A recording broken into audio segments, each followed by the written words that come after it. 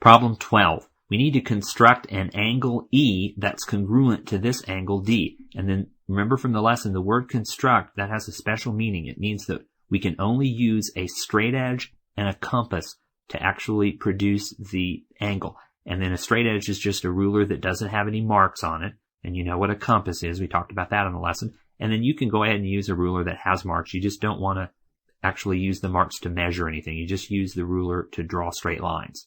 But the first step of the process is to go to angle D, and then we have this arc here, remember, that goes through the two sides, and then we adjust the compass so that the metal point is on one intersection point, it's on point A here, and then the pencil point is on point B, and we want the length here, the distance between the legs of the compass, to be the same as the distance between these 2 points.